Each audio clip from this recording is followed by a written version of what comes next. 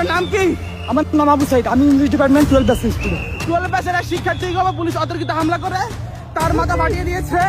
সে shoot him বলে চিৎকার করছে।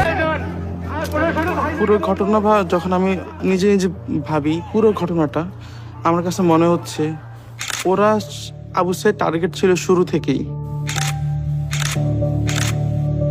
মেধাবী ছাত্র আবু সাইদ হতে যাচ্ছেন আন্দোলনের একটি গুরুত্বপূর্ণ চরিত্র।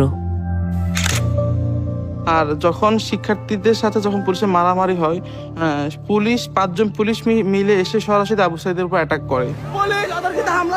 যখন আমি দেখি আবু সাইদের উপর অ্যাটাক শুরু করে 5 জন পুলিশ লাঠি দিয়ে, তার মাথায় পুলিশ যখন তাকে মারতেছিল, এতটা পুলিশ একসাথে মারতেছিল, আবু সাইদ তখনও তার পুলিশকে একটা কথা বলেন, তখনও ঠিক তাকে মানে তার মুখ থেকে এটাও আসেনি যে আমাকে সেভ করেন।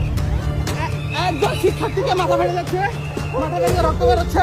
করতে করতে ক্যাম্পাসের আবার 1 নম্বর গেটে আসি।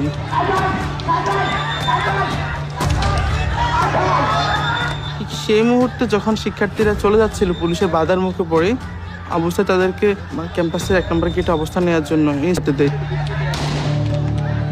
প্রথম গুলিটা লাগে তার পেটে। ঠিক সেই মুহূর্তে একজন পুলিশ ঠিক তার খুব কাছে এসে ঠিক তার বুক বরাবর গুলি করে।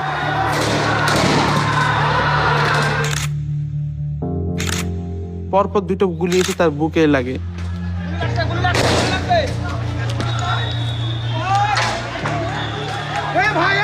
12 বছরের শিক্ষার্থী গুলিবিদ্ধ হয়ে লুটিয়ে পড়েছে। ওকে ধরার জন্য কেউ এগিয়ে আসছে না। সাধারণ শিক্ষার্থীরা দ্রুত এগিয়ে আসে। যাচ্ছিলাম ঠিক আমরা যাতে আবু সাইদ ভাইকে না নিয়ে যেতে পারি, যাতে সেখানেই মারা যায়। পুলিশের উদ্দেশ্যটা ছিল ঠিক এরকম, তাদের এরকম একটা ক্রিয়েট করছিল তার পরিবেশটা। ঠিক তারা সেই উদ্দেশ্যে আবার আমাদেরকে গুলি করে।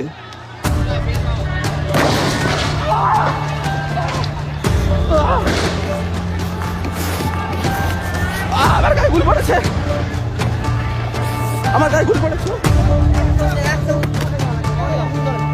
আপনারা দেখেন আমার গায়ে গুলি পড়েছে। পুলিশ সাধারণ শিক্ষার্থীদের পাশাপাশি সাংবাদিকদের উপর গুলিবিদ্ধ করেছে। সাংবাদিকের উপরও গুলি করেছে। সাইদের মৃত্যু হয়েছে মাল্টিপল প্লেট ইনজুরিতে এবং ইন্টারনাল হেমোরেজের ফলে তার মৃত্যু হয়েছে। শর্টগান ইনজুরিতে, শর্টগানের গুলিতে, এবং এটা হোমিসাইডাল। এটাই যদি ডাক্তারের চূড়ান্ত সিদ্ধান্ত হতো, তাহলে শেখ হাসিনার আসলে রিপোর্ট আমাকে 5 বার লিখতে হয়েছে। রিপোর্ট আমি প্রতিবার রিপোর্ট লিখি, জমা দিতে যাই, পুলিশের